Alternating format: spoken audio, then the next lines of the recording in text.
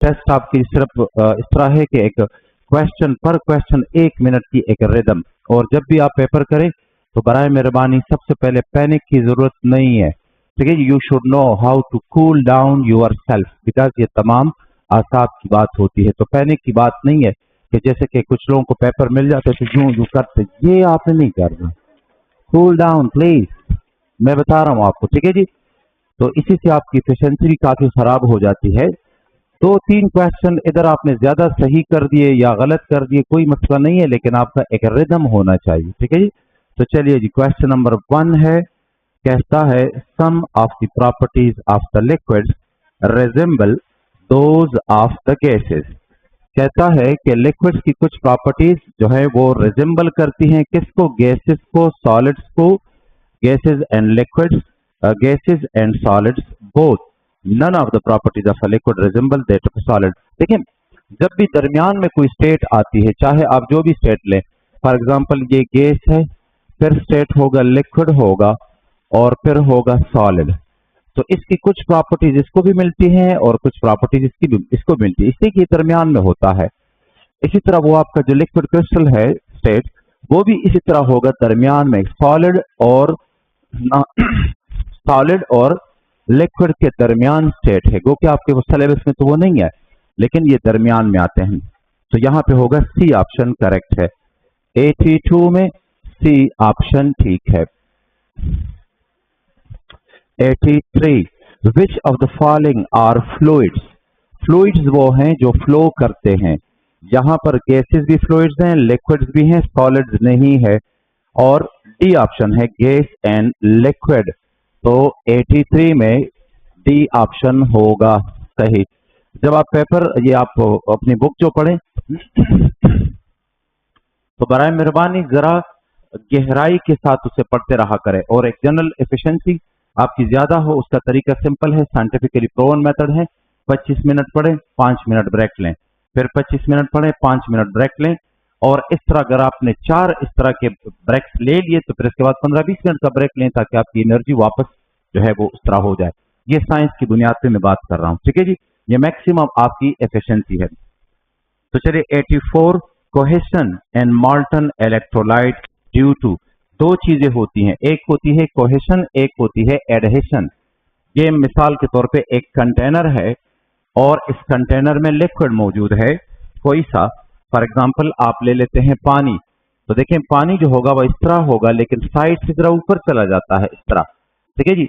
अब ये जो आ गया है, याद रखें कि ये एडहेशन है लिक्विड का सॉलिड सरफेस के साथ जो अट्रैक्शन है उनको कहते हैं एडहेसिव फोर्सेस, और लिक्विड के साथ इधर जो अट्रैक्शन है तो ये कोहेसिव फोर्सेस हैं, इसको कहा जाएगा कोहेशन, ठीक है जी, कोहेशन। जैसे मिसाल के तौर पे अगर आप गिलास लेते हैं और उसमें पानी लेते हैं तो कोहेशन पानी में जो होगा that is due to hydrogen bonding, लेकिन गिलास के वाल के साथ जो अट्रैक्शन है, जो दीवारों के साथ मॉलिक्यूल ऊपर से चले गए हैं, so that is due to ion dipole forces, because गिलास में आयन हैं और पानी पोलर है, तो आयन डायपोल फोर्सेस हैं, चूंकि वो स्ट्रांगर होती हैं इससे, तो ये साइड से चला जाता है। अब अगर मॉल्टन इलेक्ट्रोलाइट है तो फिर जाहिर है ये मिसाल के तौर पे सोडियम क्लोराइड ले लें, और अगर ये मॉल्टन है लिक्विड स्टेट में तो ये भी हरकत कर सकता है, ये भी हरकत कर सकता है, लेकिन लिक्विड है तो it is due to ionic bond. तो कोहेशन जो होगा मॉल्टन इलेक्ट्रोलाइट में ड्यू टू आयोनिक बॉन्ड है। 84 में ए ऑप्शन है। 85 कहता है लिक्विड्स हैव, आपने इसी तरह आराम से पढ़ना है, ठीक है, जैसे मैं पढ़ रहा हूं, ये आपकी साइकोलॉजिकल ट्रीटमेंट में कर रहा हूं, ठीक है जी, ठीक है जी। अगर आप दरस दुरुस्त के साथ पढ़ेंगे उसी तरह पैनिक में रहेंगे, ठीक है जी, तो आसाब पे आपने काबू पाना है, और ये प्रैक्टिस है, तो इसी में प्रैक्टिस करेंगे तो एक्चुअल पेपर में आपको कोई प्रॉब्लम नहीं होगी। तो चलिए जनाब, liquids have no definite shape और volume, definite shape but no definite volume, no definite shape but definite volume. Liquids का वॉल्यूम कांस्टेंट होता है, लेकिन चूंकि इंटरमॉलिक्यूलर फोर्सेस इतनी स्ट्रांग नहीं है तो सॉलिड भी नहीं है, और इतनी वीक भी नहीं है कि मालिक्यूल दूसरे मालिक्यूल की ग्रिप से आजाद होकर निकल जाए। सो आपके पास सी ऑप्शन है कि no definite shape, constant shape नहीं होता लिक्विड का, लेकिन वॉल्यूम उसका फिक्स है। 2 लीटर दूध 2 लीटर ही रहेगा, चाहे आप उसे बड़े पतीले में डालें या एक कंटेनर में डालें। अच्छा, तो 85 में सी ऑप्शन होगा, 85 सी। 86 में कहता है कि rate of diffusion of liquids is slow due to, liquids का रेट ऑफ डिफ्यूजन स्लो है। कैसे? अगर आप यहां पे एयर फ्रेशनर को स्प्रे कर लें और उस दीवार के साथ आपका साथी खड़ा हो और वो अपनी नाक इस्तेमाल करें कि मालिक्यूल कब पहुंच गए, और वो टाइम चेक कर ले कि जैसे आपने स्प्रे किया और फिर उस तक ये स्मेल पहुंची, तो ये डिफ्यूजन रेट है कि कितने टाइम उसने लिया। अब अगर आप मिसाल के तौर पे इतना तालाब है और इधर आप कोई रूह अफ़ज़ा बॉटल जो है वो इंक बॉटल या रूह अफ़ज़ा बॉटल इसमें खाली कर दें, तो ये मालिक्यूल वहां तक पहुंचेंगे तो काफी टाइम लगेगा, बिकॉज इनकी अट्रैक्शन होती है एक दूसरे के साथ, तो स्लो जाते हैं एक।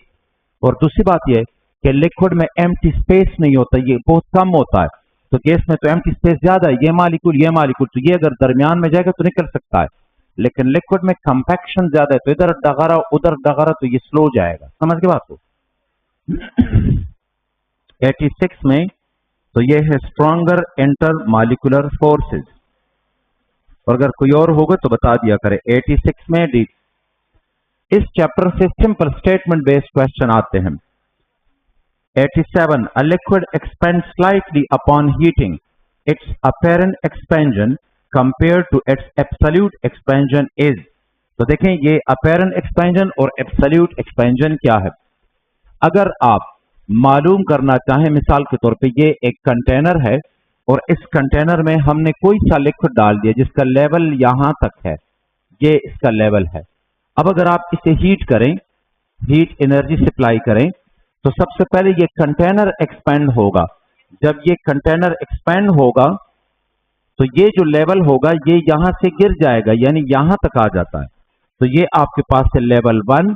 और अब इसको एनर्जी मिलेगी, पहले कंटेनर गर्म हुआ तो एक्सपेंड हुआ, फिर लिक्विड को एनर्जी मिली, मालिक्यूल तेज हो गए, जरा दूर चले गए, लिक्विड एक्सपेंड हुआ और यहां तक लेवल आ गया L2 तक, तो ये इसका एब्सोल्यूट एक्सपेंशन कहलाता है।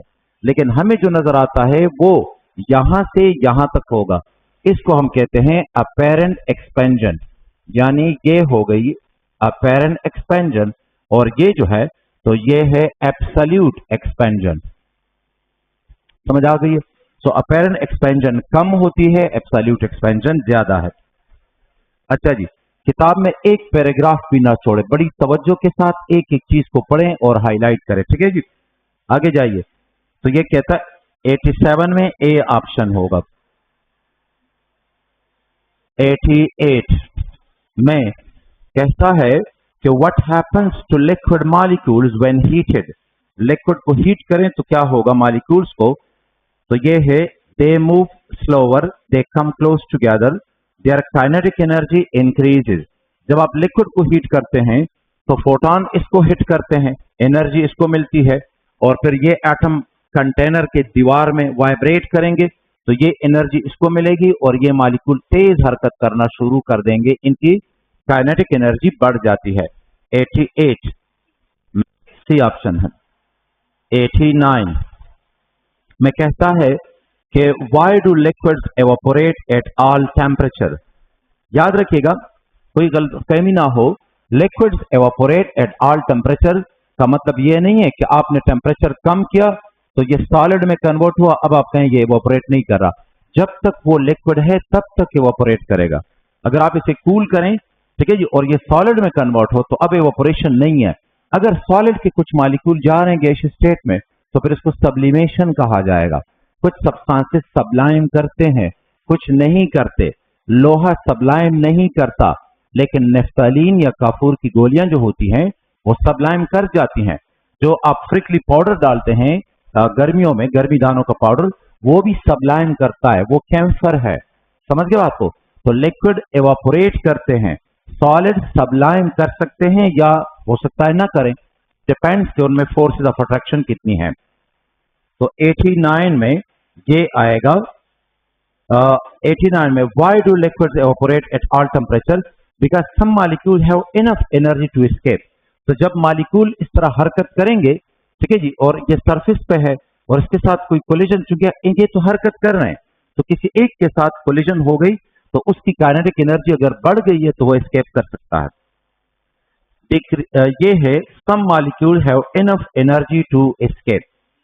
89 में सेकेंड ऑप्शन है। और 90 में कहता है कि why does the boiling point of water decrease at higher altitude. Simple सी बात है कि पानी या कोई भी लिक्विड है वो तब एवापोरेट करेगा जब इसके सरफेस पे, देखें उधर से ये नाइट्रोजन ऑक्सीजन के मॉलिक्यूल हैं वो कोलाइड करते हैं सरफेस के साथ, तो ऊपर से सरफेस पे प्रेशर है 760 mmHg के बराबर।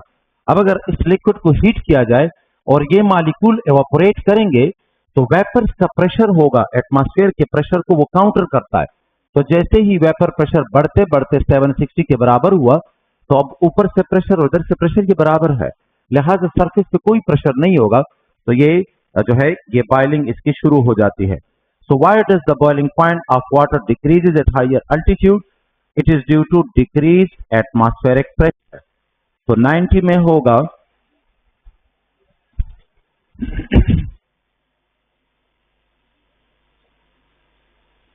91। कहते हैं how many times the intermolecular forces that hold atoms together in water molecule are stronger than the intermolecular forces between water molecule. तो इसको आप अगर कभी कैलकुलेट करना चाहें तो आप इसे कर सकते हैं। Heat of vaporisation of water को बॉन्ड एनर्जी के साथ कंपेयर करके।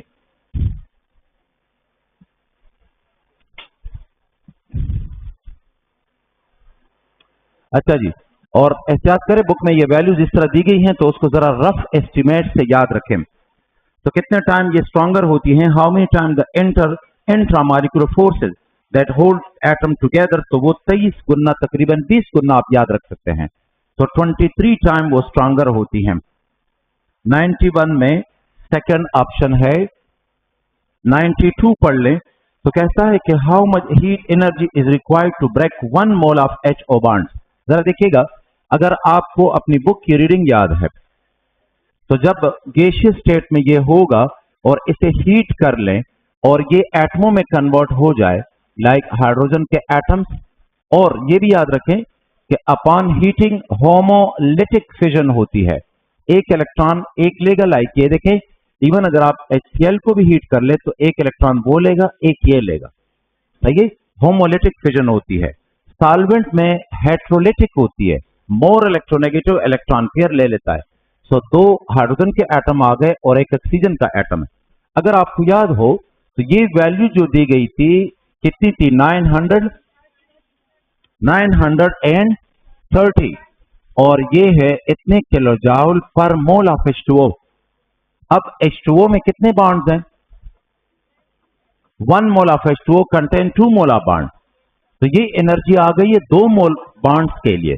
तो अगर आप एक बॉन्ड की बात करेंगे तो 930/2, तो ये वैल्यू आ जाती है 465।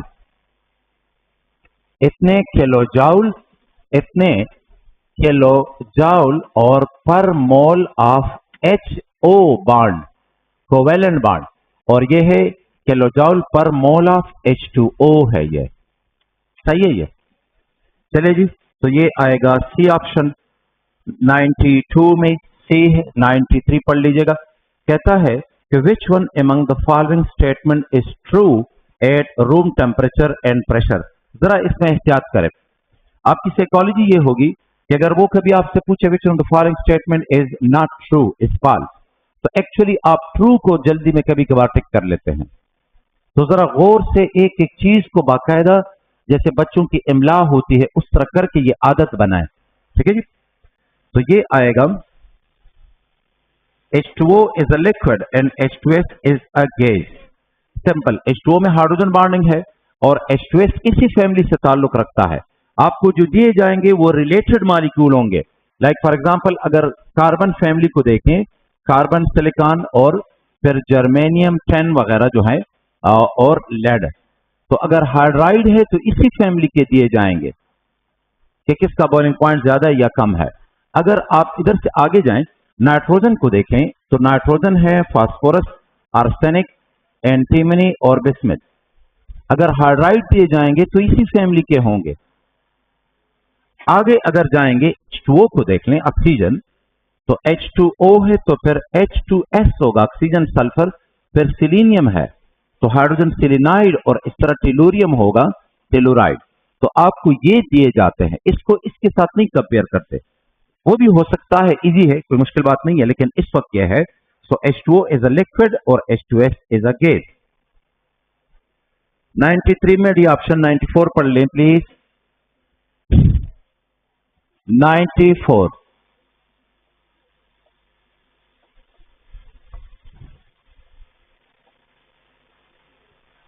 अच्छा 94 कहते कि which type of bonding stabilise the double helix structure of DNA. Applications of hydrogen bonding में है और ये है हाइड्रोजन बॉन्डिंग। सी ऑप्शन है, 94 में सी है। और 95 तो कहता है कि which of the following elements are involve in hydrogen bonding. A गलत है, बी भी गलत है। डी ऑप्शन है, nitrogen and fluorine for F. D option है, यानी नाइट्रोजन और फ्लोरीन। हाइड्रोजन बॉन्ड सिर्फ इनका बनेगा, नाइट्रोजन, ऑक्सीजन और फ्लोरीन। HCl वगैरह में कोई हाइड्रोजन बॉन्ड नहीं है। हाइड्रोजन बॉन्ड के लिए दो रिक्वायरमेंट होंगी, lawn pair of electron 2p में, 3p 4p वाला नहीं है। HCl का जो लॉन पेयर है क्लोरीन का वो 3p में है। So lone pair of electron and 2p सब शेल और हाईली पोलर हाइड्रोजन एटम। कितना पोलर, यानी ये दो रिक्वायरमेंट्स हैं हाइड्रोजन बॉन्ड के लिए। एक है lone pair of electron and 2p सब शेल, और दूसरा जो है पोलर हाइड्रोजन, इस तरह हाइड्रोजन कि लाइक ये नाइट्रोजन के साथ बॉन्ड हो, ऑक्सीजन के साथ या फ्लोरीन के साथ।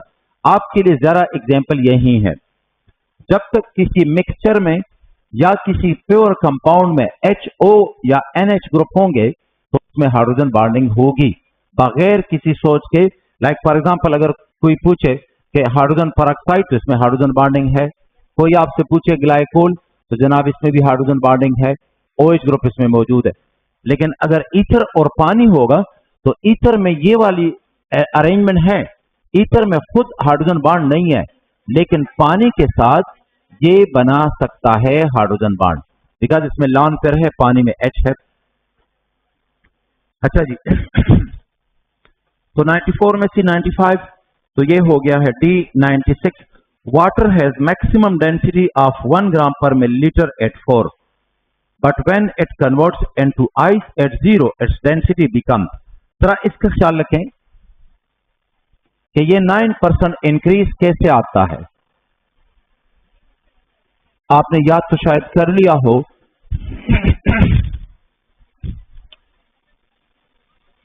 और इसको उल्टे साइड से भी याद कर ले। कैसे? इसका मतलब यह है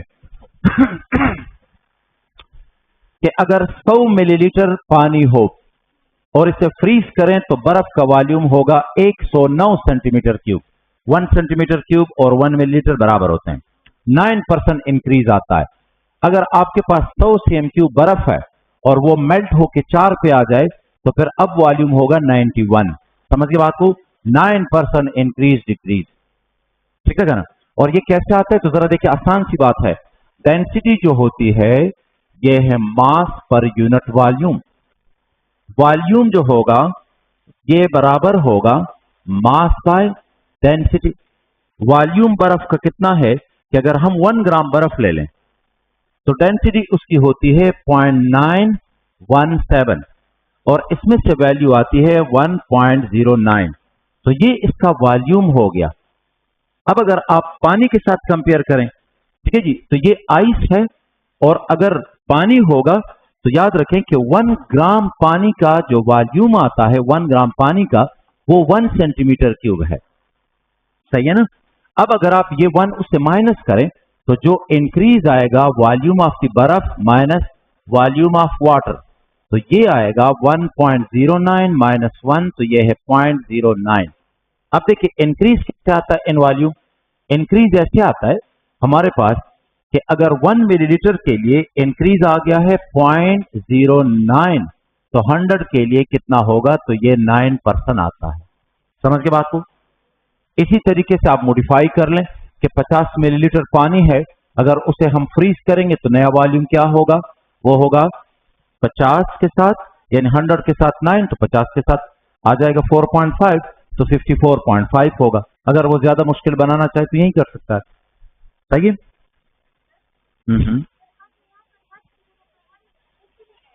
मैंने कहा कि मैं 1 ग्राम पानी ले लेता हूं कि उसका वॉल्यूम कितना है। 1 ग्राम पानी का वॉल्यूम आ गया है 1 सेंटीमीटर क्यूब, और 1 ग्राम बर्फ का वॉल्यूम कितना है, तो वो 1.09। बर्फ का वॉल्यूम ज्यादा है, ज्यादा से कम माइनस किया तो मुझे इंक्रीज का पता चल गया कि बर्फ इतनी ज्यादा बड़ी है। ठीक है जी। और 1 मिलीलीटर पानी जब बर्फ में कन्वर्ट हुआ तो इतना हुआ, तो 1 के लिए इतना इंक्रीज है, तो 100 के लिए कितना होगा। आगे जाइएगा, तो ये है 9% इंक्रीज। 96 में भी 97 कहता है कि hydrogen bonding is not present in. याद रखें, हाइड्रोजन बॉन्ड का मतलब कुछ और है, एच बॉन्ड कुछ और है। हाइड्रोजन बॉन्ड एक्चुअली आप ये ले लेते हैं, लाइक फॉर एग्जांपल अगर मीथेन है तो आप कहते हैं इसमें भी तो हाइड्रोजन बॉन्ड है। ठीक है जी, नॉट सो फास्ट। ये ना कहें कि दिस इज हाइड्रोजन बॉन्ड, ये हाइड्रोजन बॉन्डेड है through covalent bond. Hydrogen bond कुछ और होता है, आप ये जानते हैं। ये सिर्फ आपकी तेजी है कि जिससे आप ये गलतियां कर लेते हैं। ठीक है जी। तो चीजों को गहराई से पढ़ने की आदत बनाएं। ऐसा नहीं हो सकता। एक छोटी सी बात कर लूं, बड़ी बात है, पावर ऑफ हैबिट, एक बुक जो मैं अक्सर इसका जिक्र करता हूं, चार्ल्स डूहिग की है, आई थिंक यस। तो याद रखें कि आप अपनी हैबिट बनाएं, और हैबिट कैसे बनती है, एक दिन में नहीं बनती। ठीक है जी। मुख्तलिफ हैबिट्स का मुख्तलिफ टाइम पीरियड होता है। कुछ हैबिट्स आपकी हफ्ते में बनती हैं, ठीक है जी, कुछ हैबिट्स आपकी महीने में बनती हैं, और कुछ के लिए साल दरकार होते हैं। जैसे राइटिंग हैबिट के लिए कम से कम 3 साल दरकार है। समझ के बात को? ये मैं अपने रिसर्च की बुनियाद पर कह रहा हूं। तो हैबिट बनाएं चीजों को गहराई से पढ़ने की, पैनिक को कंट्रोल करने की, कूल रहने की, और ये एक दिन में नहीं होगा।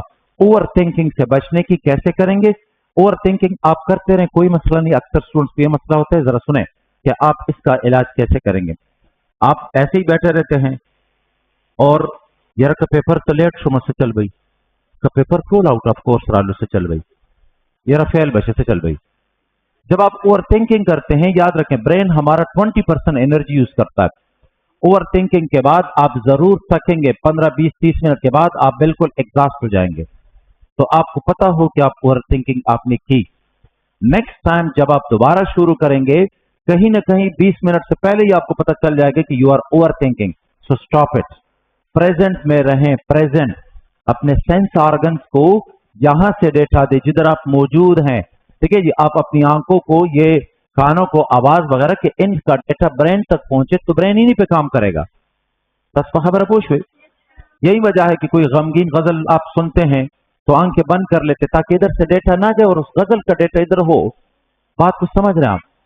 जितने भी तख्लीकार होते हैं तो वो आराम से किसी जगह खामोश, ताकि कानों से भी डेटा ना जाए। ये बात बड़ी जरूरी है। ठीक है जी। कानों से भी डेटा ना जाए ब्रेन तक, आंखें भी बंद कर लेते हैं आराम से बैठ के, फिर कहीं और फिर कहीं वो जाके कोई तख्लीक कर लेते हैं। तो जब आप स्टडी करें तो कोशिश करें ओवर थिंकिंग से। ये एक दिन में आप नहीं बच सकते, लेकिन आई नो कि सिर्फ 7 दिन का काम है ये। 7 दिन अगर आप अपने आप पे नजर रखेंगे तो ओवर थिंकिंग से बच जाएंगे। हाँ, अगर नहीं हुआ, मतलब ये तो जरूर होगा, उसका तो मुझे पता है, ओवर थिंकिंग का तो यही होगा, 7 दिन में ये कंट्रोल हो जाता है। यानी मैं ये कह रहा हूं कि आपके पास ये बात हो कि कोई भी हैबिट, ब्रेन बड़ा प्लास्टिक होता है, इसकी बड़ी प्लास्टिसिटी है।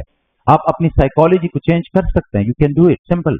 लेकिन कुछ हैबिट्स डेवलप करने के लिए हफ्ता दरकार है, किसी के लिए 20 दिन दरकार है, किसी के लिए 30 दिन। You have to be consistent. ऐसा नहीं कि 2 दिन काम कर लिया और नहीं होता, बस मना की यार। समझ के बात को?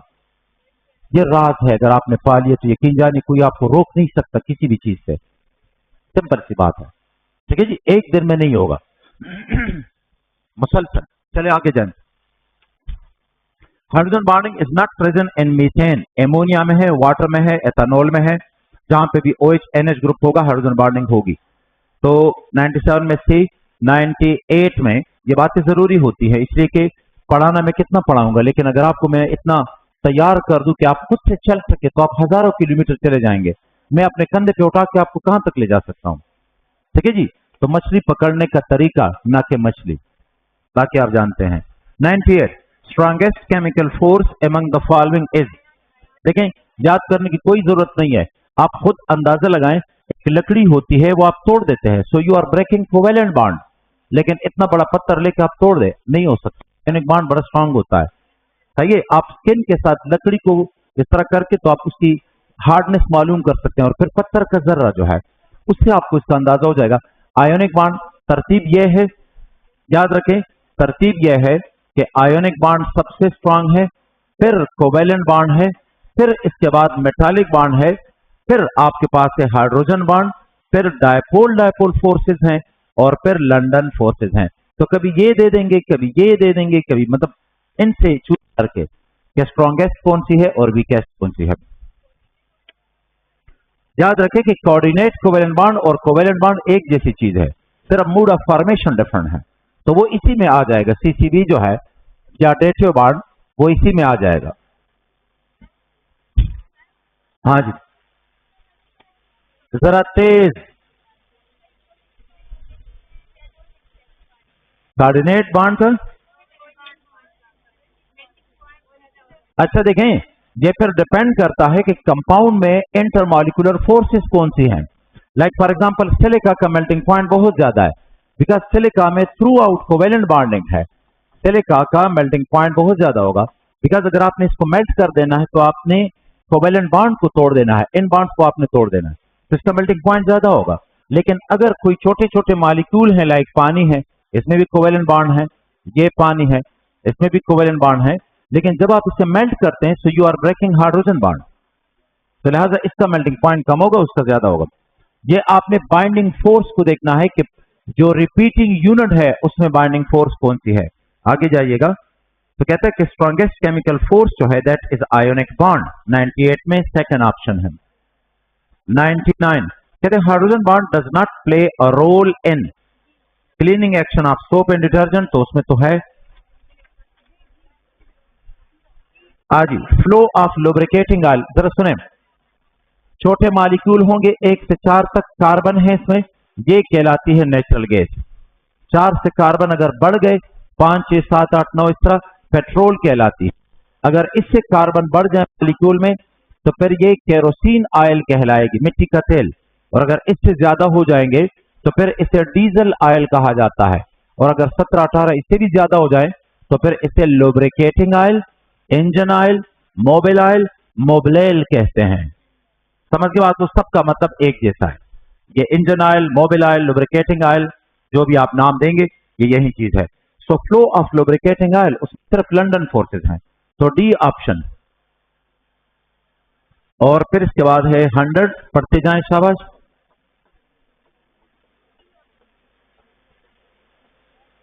100 में कहता है कि only intermolecular force in non-polar molecule like H2Cl2 are dispersion forces। याद रखें, dispersion forces तमाम लिक्विड्स में, तमाम सॉलिड्स में ऑल द टाइम होती हैं। डिस्पर्शन फोर्सेस तमाम लिक्विड्स में, तमाम सॉलिड्स में ऑल द टाइम होती हैं। गैसेस में डिस्पर्शन फोर्सेस तब होंगी जब मॉलिक्यूल वांडरवाल डिस्टेंस पे आ जाएं, यानी जब ये कोलाइड कर रहे हों तो उससे जरा पहले इनमें डिस्पर्शन फोर्सेस होती हैं। 100 में से 101 है, कहता है कि which of the following has the highest boiling point. Boiling point ये आपकी बुक में जो टेबल है अगर आपको याद हो, ठीक है जी, तो उसमें ये एसिटिक एसिड है। बेंजीन वैल्यू याद करने की जरूरत नहीं है, आपसे ये नहीं पूछा जाएगा कि किसका बॉइलिंग पॉइंट कितना है। हाँ, इंटेलिजेंट टीचर होगा तो वो कहेगा बेंजीन का बॉइलिंग पॉइंट ये है, वाटर का ये है, कार्बन टेट्राक्लोराइड का ये है, बताएं एसिटिक एसिड का क्या होगा। वो इन सबसे ज्यादा होगा। ठीक है जी, एसिटिक एसिड में ये इस तरह होता है, यानी ऑक्सीजन है, फिर हाइड्रोजन और इस तरह। तो एक तो एक्सटेंसिव हाइड्रोजन बॉन्डिंग होती है, इसकी भी हो सकती है, इसकी भी हो सकती है, और दूसरा इसमें डायपोल डायपोल फोर्सेस भी हैं। पानी का मॉलिक्यूल सिंपल, जरा देखें, एक एटम ये है और एक छोटे से ये, तो आप इसको इसके साथ कंपेयर ना करें। ठीक है जी, पानी में 4 हाइड्रोजन बॉन्ड हैं, हम मानते हैं, लेकिन एसिटिक एसिड का मोलर मास भी ज्यादा है, लंदन फोर्सेस भी ज्यादा है, डायपोल डायपोल फोर्सेस भी ज्यादा हैं। सो ओवरऑल पानी के 4 हाइड्रोजन बॉन्ड जो है वो उसके मुकाबले में जरा कम होते हैं। फिर एसिटिक एसिड होगा डी ऑप्शन 102। कहता है कि what is the boiling point of water at a pressure of 0.5। मैं इसे साफ कर देता हूं, किताब से ना निकले, किताब में जो भी चीजें हैं वही आपने समझनी है, बस टेक्स्ट बुक से बिल्कुल ना निकले।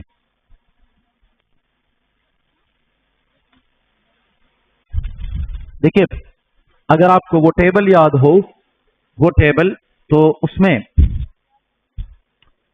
वो जो टेबल है तो 3 जगह दी गई थी। ठीक है जी, यानी ये लोकेशन थी, अगर आपको याद हो, लोकेशन, और फिर इसकी अल्टीट्यूड है, किलोमीटर में कह दें या मीटर में कह दें, और फिर इसके बाद पानी का बॉइलिंग पॉइंट है डिग्री सेंटीग्रेड में। आपको जो लोकेशन दी गई थी तो सब इधर लिखा हुआ है सी लेवल, सी लेवल यानी पाकिस्तान में कराची आप ले लें, तो इसकी अल्टीट्यूड आप कहते हैं कि ये बिल्कुल सतह समंदर है हमारे पास एग्जैक्ट। ठीक है जी, तकरीबन कराची में से 8 मीटर की हाइट पे है, थोड़ा सा 8 मीटर समंदर से थोड़ा सा। अच्छा, तो हमारे पास एटमॉस्फेरिक प्रेशर इधर 1 है, बॉइलिंग पॉइंट एग्जैक्ट 100 होगा। फिर अगर आप देखेंगे तो आपको दिया गया है कि मरी वगैरह में, ठीक है जी, तो इसकी हाइट बुक ने दी है 0.921, 0.921, बॉइलिंग पॉइंट बुक ने दिया है 98। मैं बुक का इससे कह रहा हूं कि एक्चुअली इससे कम है बॉइलिंग पॉइंट, लेकिन हम अपनी बुक के साथ जाएंगे, समझ गए बात को। अच्छा, फिर इसके बाद यहां पर एक पैराग्राफ है, टेबल में तो इधर दिया गया है कि अगर आप माउंट एवरेस्ट पे चले जाएं, माउंट एवरेस्ट पे, तो वहां पर जो हाइट है 0.425 और बॉइलिंग पॉइंट इन्होंने 72 दिया है। याद रखें ये 60 से कम होता है, लेकिन मैं एक्चुअल में नहीं जा रहा, जो बुक की चीजें हैं वही डिस्कस कर रहा हूं। फिर इधर ये टेबल खत्म होकर पैराग्राफ है और उसमें कहा गया है कि अगर 0.5 होगा, यानी ये अगर आपके पास एटमॉस्फेरिक प्रेशर 0.5 हो, इससे ज्यादा, तो बॉइलिंग पॉइंट जो होगा वो कितना आता है 82। तो ये एक पैटर्न है कि हाइट जितनी जो है वो बढ़ती जाती है, एटमॉस्फेरिक प्रेशर जो होगा ये एटमॉस्फेयर का प्रेशर है और कम होगा। और इसका रीजन सिंपल है, देखिए इधर जमीन है, गोल कंसिडर कर लेते हैं, तो इसके गिर ये मॉलिक्यूल है, चूंकि ये मॉलिक्यूल तो जा रहे हैं, कॉन्स्टेंटली लीचिंग आउट हो रही है, तो ये मॉलिक्यूल इधर पर यूनिट वॉल्यूम ज्यादा है, लेकिन इधर जाएंगे तो चूंकि इस तरह होगा, तो इधर अगर आप एरिया लेंगे तो इधर मॉलिक्यूल ज्यादा है और इधर कम होते, तो प्रेशर ज्यादा होता है। तो जितना आप जमीन से हाइट पे जाएंगे, इधर कंपैक्शन ज्यादा है, इधर मॉलिक्यूल कम है, तो प्रेशर कम होगा, बॉइलिंग पॉइंट उधर कम होगा। तो आगे जाइएगा जनाब, क्वेश्चन है 10, तो यहां पर 102 में सी ऑप्शन है। 103 में कहते कि which factor does not affect the vapour pressure. सुनिएगा, यह गलती आपसे ना हो जाए, ये है vapour pressure is affected by 2 factors, intermolecular forces and temperature. Vapour pressure पे सरफेस एरिया का कोई असर नहीं है, सरफेस एरिया एवापोरेशन को अफेक्ट करता है। वेपर प्रेशर, प्रेशर का मतलब पर यूनिट एरिया, तो अगर आपने एरिया जो है इतना रखा तो ये मॉलिक्यूल जा रहे हैं, अगर डबल कर दिए तो डबल जाएंगे, लेकिन पर यूनिट एरिया जो प्रेशर होगा, पर यूनिट एरिया जो फोर्स है वो तो वही रहेगा, सही है। तो vapour pressure is not affected by quantity of the liquid. ठीक है जी, क्वांटिटी अगर कम है या ज्यादा है इससे कोई फर्क नहीं पड़ता, लिक्विड यहां तक है या यहां तक है, ठीक है जी, ये सील कंटेनर है तो एवापोरेशन वही होगी, सही है। तो आपके पास एक है क्वांटिटी ऑफ द लिक्विड और दूसरा है सरफेस एरिया, तो डी ऑप्शन करेक्ट है। Vapour pressure does not depend on surface area and quantity of the liquid, D option है। लेकिन evaporation depends on intermolecular forces, intermolecular forces, temperature and surface area. ठीक है जी, evaporation rate का मतलब है कितने molecule gaseous state में आ रहे हैं पर सेकंड। 103 D option. 104 कहता है कि what happens to the boiling point of water at altitude as altitude increases, so boiling point decrease, यानी इस तरह का एक ग्राफ है।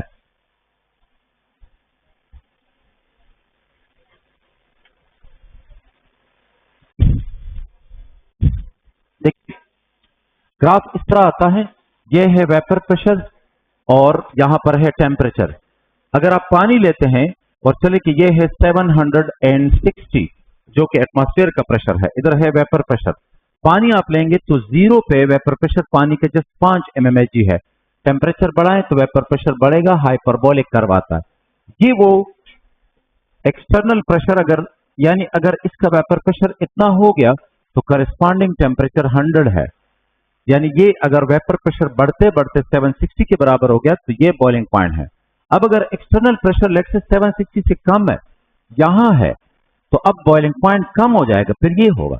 लेकिन अगर एक्सटर्नल प्रेशर ज्यादा कर ले, जैसे प्रेशर कुकर में होता है, तो फिर आपके पास एक्सटर्नल प्रेशर ये है, तो अब जो नया बॉइलिंग पॉइंट होगा वो इससे बढ़ जाता है।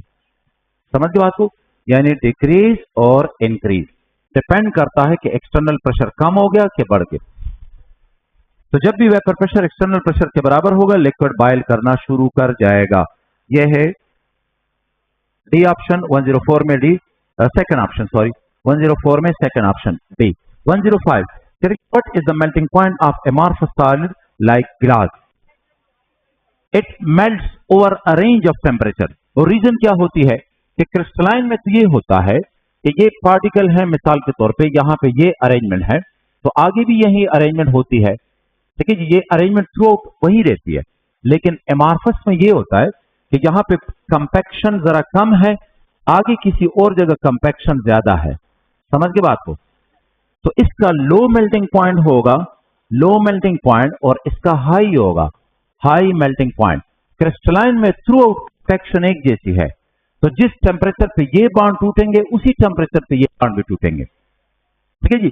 सो मेल्टिंग पॉइंट जो एमार्फस है they melt over a range of temperature. इसका मतलब क्या है? इसका मतलब ये है कि अगर क्रिस्टलाइन है तो सॉलिड सॉलिड सॉलिड, लेट से इसका टेम्परेचर है 701.4, आपने थोड़ा सा बढ़ा दिया तो ये लिक्विड में कन्वर्ट हुआ 701.5, so this is called melting point. मजीद हीट देंगे तो थोड़ा सा मजीद मेल्ट हो जाएगा, मजीद हीट देंगे तो थोड़ा और मेल्ट हो जाएगा, और आखिरकार ये सारा मेल्ट हो गया, लेकिन तब तक टेम्परेचर वही होगा। इसको हम कहते हैं दिस इज शार्प, एग्जैक्ट इसी पे ये मेल्ट हो रहा है। लेकिन ये जो एमार्फस होते हैं, तो लेट से ये 201 पे मेल्टिंग शुरू हो गई, तो कुछ मेल्टिंग इस पे होती है, और जो मेल्ट हुआ तो अब उसका टेम्परेचर बढ़ेगा। क्यों? कि इसकी अट्रैक्शन फोर्सेस ज्यादा है, कंपैक्शन ज्यादा है। तो अब इस टेम्परेचर लेट से 202 तक पहुंच गया, तो ये थोड़ा सा मेल्ट हो जाएगा। फिर अगर किसी और जगह ज्यादा कंपैक्ट सिस्टम है इसी जगह, तो फिर इसका टेम्परेचर बढ़ेगा तो वो मेल्ट होगा। तो दैट्स वाई ये एक रेंज तक जाता है, और फिर हम इसका एवरेज निकाल लेते हैं, तो हम कहते हैं दिस इज दी। यानी मैं ये कह रहा हूं, सिंपल सी बात है कि क्रिस्टलाइन होगा तो ये है टेम्परेचर बढ़ेगा, मेल्टिंग शुरू होगी, मेल्टिंग कंप्लीट होगी, फिर टेम्परेचर बढ़ेगा। ये इसका हीट ऑफ फ्यूजन है, ये इसका हीट ऑफ फ्यूजन है जो आपने दे दिया। ये टेम्परेचर है तो ये कहलाएगा इसका melting point.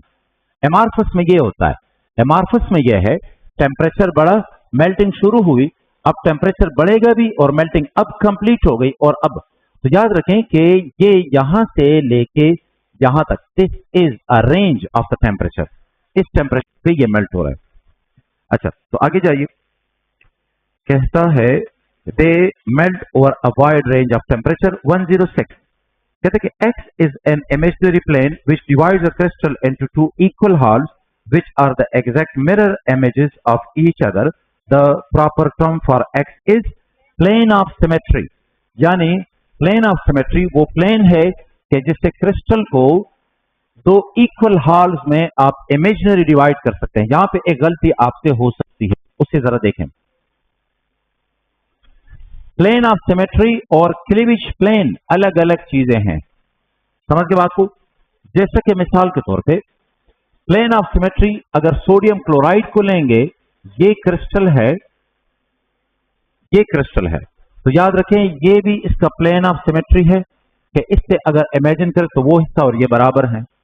Plane of symmetry इस तरह भी हो सकती है, मिसाल के तौर पे प्लेन ऑफ सिमेट्री की मैं बात कर रहा हूं कि अगर हम इमेजिन करें कि यहां से और यहां तक ये एक इमेजिनरी प्लेन कंसिडर कर लें, तो ये भी इसका प्लेन ऑफ सिमेट्री है, लेकिन ये इसका क्लीवेज प्लेन नहीं है, यहां से ये टूटेगा नहीं। सोडियम क्लोराइड हमेशा इस तरह वर्टिकली टूटता है, उस साइड से, ठीक है, या इस साइड से या इधर से आप इसे तोड़ देंगे। So these are cleavage plane, यानी जब क्लीवेज होगी एक सरफेस बनेगा, उसको भी क्लीवेज प्लेन कहते हैं। अच्छा, फिर मैंने इसको क्यों कहा कि this is cleavage plane, because ये पहले से कोई क्रिस्टल था और वो टूट चुका है, सो ये पिछले क्लीवेज से ये सरफेस बन चुका है। सो दैट्स व्हाई मैं अक्सर इसको भी कह देता हूं क्लीवेज प्लेन, कि ये पहले से क्रिस्टल कोई था, टूट गया, नया सरफेस बन गया, this is called cleavage plane. अच्छा, तो ये है plane of symmetry, B option.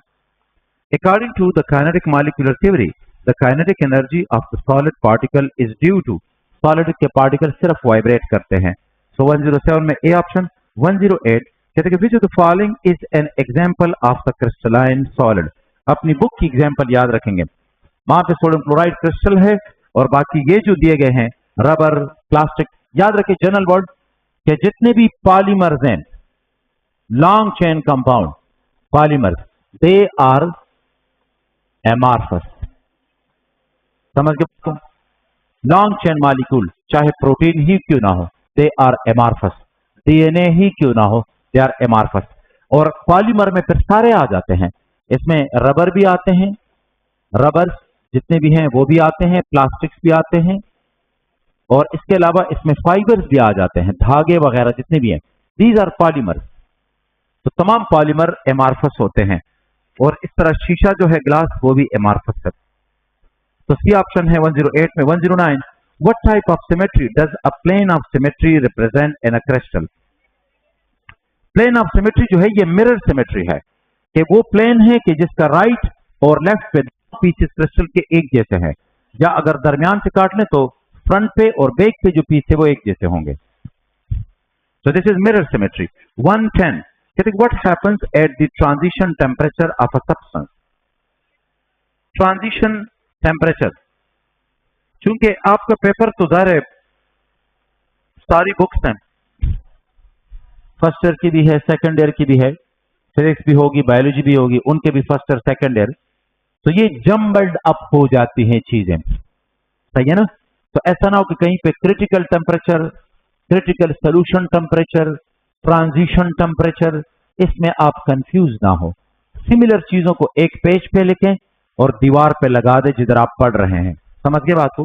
Similar pages को आप सिमिलर टर्म्स को, चीजों को एक पेज पे लिखे और वजाहत करें। मेल्टिंग पॉइंट अलग है, ट्रांजिशन टेम्परेचर वो है कि जिसपे एक क्रिस्टल फॉर्म दूसरे क्रिस्टल फॉर्म में कन्वर्ट हो जाता है, ये ट्रांजिशन टेम्परेचर कहलाएगा, सही है। और क्रिटिकल टेम्परेचर फिर वो है कि गो कि ये टॉपिक तो बुक में नहीं है, उसमें नहीं है सिलेबस में। क्रिटिकल टेम्परेचर वो है कि जिसपे एक गैस लिक्विड में कन्वर्ट होता है। क्रिटिकल सोल्यूशन टेम्परेचर वो है कि जिसपे दो पार्शियली मिक्सेबल लिक्विड मिक्स हो जाते हैं, समझ के बात को। यानी सिमिलर चीजें एक जगह कर ले तो आपको उसमें डिफरेंशिएट करना बड़ा इजी हो जाता है। वैसे भी हमारा ब्रेन पैटर्न याद रखता है, जब चीज याद ना हो तो उसको किसी पैटर्न के साथ अटैच कर ले, समझ के बात को।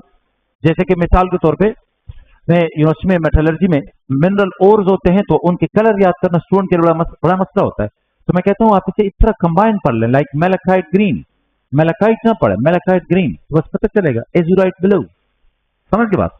तो इस तरह की चीजें अटैच कर ले किसी के साथ, ब्रेन एसोसिएशन याद रखता है। इस तरह अगर आप लॉन वुल्फ की टाइप कोई चीज आप पढ़ेंगे बार बार, कैसे बॉइलिंग पॉइंट 118, ये पैटर्न नहीं बनेगा। लेकिन अगर आप पढ़ेंगे कि boiling point of water is 100 while that of acetic acid is 118, तो ब्रेन इसको बड़ा इजीली याद कर लेता है, ठीक है ना। चले जी, ब्रेन से काम लेना भी यह है ना, जो टॉपर्स होते हैं उनको एक्सीडेंटली या किसी तरीके से पेरेंट्स ने, टीचर ने, उनको ये राज मिल चुका होता है। बाकी जो है तो वो बड़ा, कुछ लोग बड़ा जलील होके कामयाब होंगे, सिंपल मैं कह रहा हूं, और ये रियल कामयाबी होती है because they suffer for it, और वो इसको एंजॉय भी कर लेते हैं ना। चले जी, मतलब मुश्किल कुछ भी नहीं है इंशाल्लाह यार, बस आप सिर्फ अपने जहन को जरा सही तरीके से इस्तेमाल कर। डिवाइस तो यही है ना, फर्क तो इधर से क्रिएट होता है। तो आगे जाइएगा।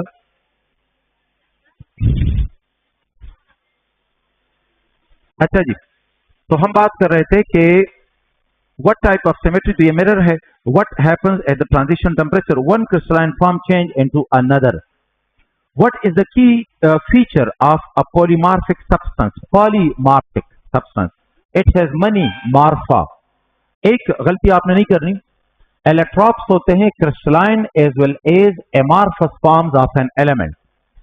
देखें ये है polymorph, क्या होते हैं polymorphs जो है polymorphs are different crystalline forms of a substance। कोई भी हो सकता है ये substance, एलिमेंट या कंपाउंड, जबकि इलेक्ट्रॉप जो होते हैं, याद रखें इसमें एलिमेंट्स हैं और एलिमेंट जिस भी फॉर्म में एग्जिस्ट करता है, चाहे वो गैस है लिक्विड है तो गैस अलग इलेक्ट्रॉप है। इलेक्ट्रॉपी का मतलब लफ्जी मतलब है, ग्रीक वर्ड है जिसका मतलब है अदर फॉर्म, ठीक है जी, तो इसका मतलब है other form. So all the forms in which an element can exist, चाहे क्रिस्टलाइन है, एमार्फस है, गैस है, लिक्विड है, डाई मालिकुलर है, ट्राई मालिकुलर है, all the form in which an element exist naturally, ठीक है जी। सो electrops are all the form in which an element exists naturally,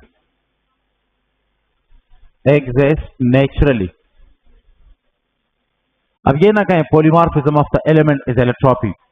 polymorphism में सिर्फ क्रिस्टलाइन फॉर्म आते हैं, ठीक है जी, और बाकी फॉर्म कोई भी हो सकते हैं, तो वो सारे इलेक्ट्रॉप्स कहलाते हैं। इलेक्ट्रॉपी एलिमेंट से अप्लाई की कंपाउंड था ना, नो अगर इलेक्ट्रॉप थी ना,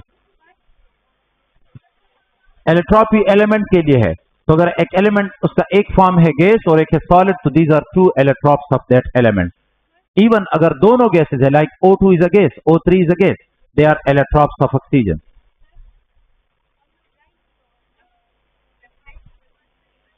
वो इलेक्ट्रॉप्स है ना कार्बन के, तो कह सकते हैं। हाँ हाँ बिल्कुल है, याद रखें कि graphite can be converted into diamond, it requires a temperature, a very high temperature, साथ साथ वेरी हाई प्रेशर। जो जमीन के अंदर वॉल्केनो जब इरप्ट करते हैं तो डायमंड उधर बनते हैं जमीन के अंदर हाई टेम्परेचर पे।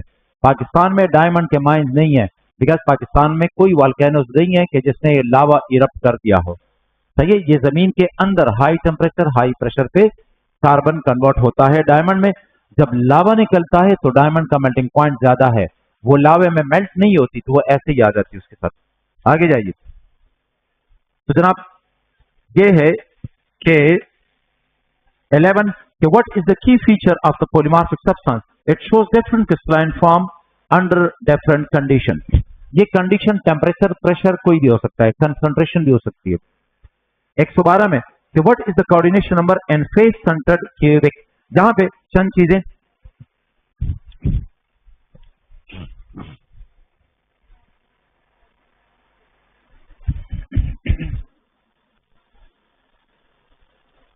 जरा इसको आप तवज्जो दें प्लीज, क्वेश्चन तो जल्दी कर लेंगे। एक तो यह है, गौर से देखें, एक तो आपने इनके क्रिस्टल के कोऑर्डिनेशन नंबर याद रखने हैं, 3 है क्यूबिक क्रिस्टल, आपके पास 3 यूनिट सेल आते हैं। एक है सिंपल क्यूबिक, प्रिमिटिव क्यूबिक भी कहते हैं। प्रिमिटिव इसलिए कहते हैं, ऐसा नहीं कि ये पहले था पुराने जमाने में और अब नहीं है, बल्कि ये है कि ये लूज पैकिंग है।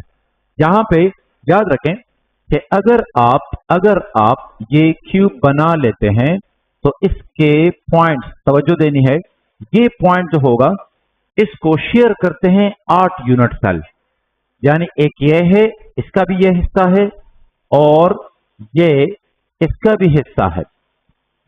2 ये हो गए, 2 के साथ ये शेयर्ड है और 2 पीछे साइड पे हो गए, कितने के साथ शेयर है, 4 हो गए, 4 इसके ऊपर भी हैं, 8 हैं। सो ये जो टुकड़ा होगा ये क्या होगा, 1/8 होगा, और ये भी 1/8, ये भी 1/8, ये भी 1/8। तो अगर 1/8 है, 1/8 और टोटल के 8 हैं, तो ये 1 पार्टिकल पर यूनिट सेल आ जाएगा। और जो पैकिंग है, तो ये पैकिंग खुद कंसिडर करें, ये लूज पैकिंग है, बिकॉज ज्यादातर जो जगह है वो खाली हो गई। ये 8वां टुकड़ा है, ज्यादातर जो जगह है वो खाली है, उस जगह में कामरान साहब खड़े हैं। अच्छा, अब ये है, देखिएगा, अगर आप बॉडी सेंटर्ड क्यूबिक लेते हैं तो याद रखें कि कॉर्नर पे भी है और एक पार्टिकल दरमियान में भी है। तो गौर से देखें, 1/8 इंटू 8 प्लस 1, तो 1 प्लस 1, तो यहां पे 2 पार्टिकल आते हैं। अब अगर आप लेते हैं फेस सेंटर्ड क्यूबिक, तो यहां पर एक इधर ये, और जो फेस के सेंटर में है particle, that is shared by 2 unit cell. ये इसका भी हिस्सा है और इसका भी हिस्सा है, जो इसके इर्द गिर्द उधर है, और फिर ये है, और बैक साइड पे भी, और फ्रंट पे भी, टॉप पे भी, और बॉटम पे भी। तो ये हमारे पास आते हैं, इस तरह की एक अरेंजमेंट होती है। अब देखें, तो 8 कॉर्नर के हो गए और 1/8 हिस्सा है, टोटल के 8 हैं, और आपके पास फेस के सेंटर में कितने हैं? 6 हैं, 6 हैं, और 2 के साथ शेयर होता है, तो आधा इसके साथ है, आधा उसके साथ है, 1/2, तो 1 प्लस 3, तो ये 4 पार्टिकल। तो अब अंदाजा लगाएं कि अगर इस क्यूब में आप एक पार्टिकल डालें, और फिर एक और क्यूब है कि उसमें 2 हो, और एक और है कि उसमें कितने हैं? 4 हैं, तो सबसे कंपैक्ट पैकिंग ये होती है। तो जिन सब्सटेंसेस का ये क्रिस्टल होगा, उसका मेल्टिंग पॉइंट भी ज्यादा होगा, और वो ज्यादा हार्ड भी होंगे। आगे जाइएगा। अच्छा, तो इसका कोऑर्डिनेशन नंबर, अच्छा कोऑर्डिनेशन नंबर इस तरह याद रखेंगे कि ये है 6, 8, 12, यानी यहां पे कोऑर्डिनेशन नंबर 6 होगा, 8 होगा और 12 है, 6, 8, 12। लेकिन ये मेटल की हम बात कर रहे हैं, जब सोडियम क्लोराइड होगा, ये बात खास तौर पे याद रखें, सोडियम क्लोराइड है, तो सोडियम के गिर्द आयोनिक कंपाउंड में ये 6 क्लोराइड है सोडियम के गिर्द, तो सोडियम क्लोराइड का कोऑर्डिनेशन नंबर होगा 6 होगा। लेकिन आपके पास जब नॉर्मल है तो वो 12 आता है। आगे जाइएगा, तो यहां पे 6 है, दोबारा सुने, दोबारा सुने, सिंपल सुने, सिंपल मैथमेटिक्स के रूल अप्लाई करके मालूम किया गया कि अगर सारे मेटल आयंस एक जैसे होंगे तो 6 कोऑर्डिनेशन नंबर आएगा सिंपल क्यूबिक का, बॉडी सेंटर्ड क्यूबिक का 8 आएगा, और फेस सेंटर्ड क्यूबिक का 12 आएगा। सोडियम क्लोराइड है, अब एक कंपाउंड है, ये जो डिवीजन की गई है ये सेम पार्टिकल पे की गई है। सोडियम क्लोराइड में हर सोडियम के गिर्द 6 क्लोराइड होते हैं। अगर मैं ये क्रिस्टल बनाऊंगा तो मुझे जरा टाइम लग जाएगा, और सर कामरान पहले से ही बैठे हुए हैं, तो ये अगर आप कॉर्नर पे, ये है कॉर्नर पे, चले ये क्लोराइड्स हैं, कॉर्नर पे क्लोराइड्स हैं। अब यूं कर लें कि हर 2 क्लोराइड के दरमियान सोडियम लगा दें, हर 2 क्लोराइड के दरमियान सोडियम लगा दें, यहां पर, इधर भी, यहां पर भी, ऐसे, तो फिर ऐसे, ये पूरा जब आप क्रिस्टल बना देंगे। अच्छा, इनको अटैच कर लें ऐसे करके, और इसी तरह जैसे कि ये है यू वाले, आप कर ले, अटैच कर दिया करें यूं, तो फिर आप, यानी ये क्लोराइड हो गए, ये मैं कह रहा हूं ये क्लोराइड है, और ये सोडियम है, सोडियम आयन, ये क्लोराइड है छोटा। अब ये सोडियम, तो दरमियान में क्लोराइड होगा, तो इसको हम कहते हैं फेस सेंटर्ड क्यूबिक। जो कॉर्नर पे है वो दरमियान में भी आ गया। इसी तरह 2 सोडियम है तो दरमियान में ये क्लोराइड, और इसी तरह बाकी भी। तो अगर आप दरमियान वाला कलेक्ट कर लेंगे तो आपको पता चलेगा सोडियम के गिर्द 6 क्लोराइड हैं, वो पूरा क्रिस्टल फिर आप बना के जरा देख लें। अच्छा, तो यहां पे आंसर होगा 6 होगा। ये यार आप बात तो सुने ना प्लीज। ये कहता है कि what is the coordination number in the face centred cubic arrangement of NaCl। तो NaCl में आपने 6 को एनसर्कल कर देना है, लेकिन अगर आ गया नॉर्मली के फेस सेंटर्ड क्यूबिक में तो फिर ये होगा 6 से 12। आगे जाइए, कहते कि two adjacent cleavage plane in a particular crystal intersect at cleavage plane है तो intersect at a definite angle. 114 कहते कि what is the typical radius ratio for a cubic structure? जरा सुन लें, रेशो ये है, तरतीब याद रखें, 0.1 से कम है तो क्या होगा, लीनियर होगा, 0.1 को डबल करे क्या आता है 0.2 तो क्या होगा, ट्राइगोनल होगा, 0.2 को डबल करे क्या आता है 0.4 तो ये आ जाएगा टेट्राहेड्रल, ये टेट्राहेड्रल हो गया, ये ट्राइगोनल हो गया, 0.4 को डबल करे 8 आता है, हमारी बुक में 0.7 समथिंग है, तो फिर आपके पास ये रेशो जो है ये आ जाएगी ऑक्टाहेड्रल, और अगर इससे 1 होगा तो फिर ये आएगी क्यूबिक। यानी आसान तरीका 0.1 से कम और 0.1 डबल करे 0.2, 0.4, 0.8 और फिर 1। समझ के बात को? तो ये है डी ऑप्शन है। फोर्थ ऑप्शन है 115 कि why are ionic solid poor conductor in solid state? तो because no free moving ion, solid state में वो कंडक्टर नहीं है, आयंस बाउंड है। कहते हैं कि which of the following solid can be classified as molecular? Sodium chloride ionic है, ग्रेफाइट कोवेलेंट है, डायमंड कोवेलेंट है, सल्फर मॉलिक्यूलर है, बिकॉज उसके ये मॉलिक्यूल होते हैं S8 ऑक्टा एटॉमिक मॉलिक्यूल होते हैं इसके। Which of the following is not a molecular solid? Sugar molecular है, चीनी वगैरह। फास्फोरस मॉलिक्यूलर है, फास्फोरस के ये मॉलिक्यूल होते हैं 3-4। मैग्नीशियम ऑक्साइड, जब भी मेटल होगा आपने आयोनिक लिखना है। 118 कि कहते हैं कि in a 10% urea aqueous solution sodium chloride upon crystallisation gives needle like crystal, और इसकी रीजन ये होती है कि जब यूरिया इस परसेंटेज में है तो मॉलिक्यूल उसके अटैच हैं और ट्यूब से बन जाते हैं, सोडियम क्लोराइड उसी में फिट होगा तो लिहाजा उसका भी वही ट्यूब आ जाता है, तो ये होंगे needle shape crystal. 119 what is the phenomenon called when two or more different crystalline substances have the same shape? Isomorphism होगा, सेम क्रिस्टलाइन फॉर्म। आइसोमॉर्फ जो होए उनका सिर्फ एक पॉइंट है और वो है सेम क्रिस्टल शेप, बाकी उनमें कोई चीज मुश्तरक शायद हो या ना हो, ये हो सकता है एक एलिमेंट है, एक कंपाउंड है, दोनों कंपाउंड है, दोनों एलिमेंट है, समझ गए? जैसे पोटाशियम के क्रिस्टल क्यूबिक है, सोडियम क्लोराइड भी क्यूबिक है, डायमंड भी क्यूबिक है, so all of them are isomorphic. आगे कहता है कि which parameter is not part of the unit cell? Unit cell में होते हैं, एक तो जरा इसका ख्याल रखिए, इधर देखें, इस पिंजरे को क्या कहते हैं, जरा ये क्लियर कर ले प्लीज, इसको कहते हैं लैटिस, यानी 3 डायमेंशन स्पेस है bound by edges and points, this is called lattice. और अगर इस तरह होगा, लैटिस पे आपने पॉइंट मेंशन कर दिए, बाल इस तरह, लक सबर ओके तुम्हारा तेजी में कवा है दर्द पकड़ा रही दे, तब हमको स्वायु क्रिस्टल लैटिस इसे कहा जाएगा कि लैटिस में क्रिस्टल बनाने की कोशिश की गई। अच्छा, लेकिन अगर ये आयंस इस तरह होंगे, ये है फ्रंट फेस और इस तरह बैक, तो इसको कहते हैं क्रिस्टल। अब क्लियर है सबको? तो लैटिस अलग है, क्रिस्टल लैटिस अलग है, क्रिस्टल अलग है, इनको एक जगह लिखेंगे याद रहेगा।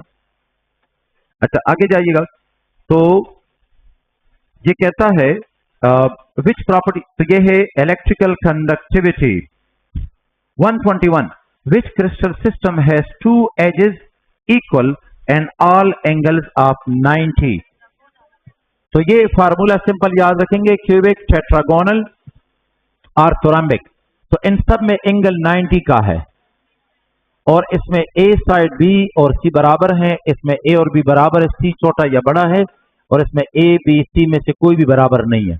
तो ये जो क्रिस्टल है कि जब इस तरह होगा कि 2 साइड बराबर हो गए और तीसरा इनसे बड़ा है या छोटा है, ये इससे बड़ा है, इस वक्त छोटा भी हो सकता है, जैसे सीढ़ी का जो केज है तो वो, तो ये टेट्रागोनल कहलाएगा। When crystal system has two edges equal and all angle 90 degree, तो tetragonal है। 122, which crystal system has three unequal edges and no right angle? देखें, ये साइड बड़ा है, ये साइड छोटा है, दो साइड हो गए, तीसरा बड़ा है, बहुत बड़ा, इस तरह मिसाल के तौर पे। तो ये जो क्रिस्टल होते हैं इनको हम कहते हैं ट्राइक्लिनिक। ठीक है जी, ये साइड इसके बराबर नहीं है और ये इसके बराबर नहीं है, डिफरेंट है, और एंगल भी कोई 90 का नहीं है। तो ये है ट्राइक्लिनिक 122 में A option. 123, ionic crystalline solid having highest lattice energy among the following. Lattice energy का सारा डिपेंड इस पे होगा कि इनकी चार्ज डेंसिटी कितनी है।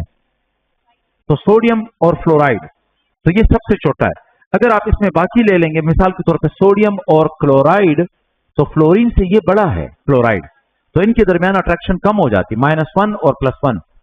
ठीक है जी, चार्ज डेंसिटी इसकी कम है। चार्ज डेंसिटी का मतलब होता है total charge divided by size, जैसे कि मास डेंसिटी होती है। सोडियम फ्लोराइड में छोटे आयंस हैं तो इसकी लैटिस एनर्जी सबसे ज्यादा होगी।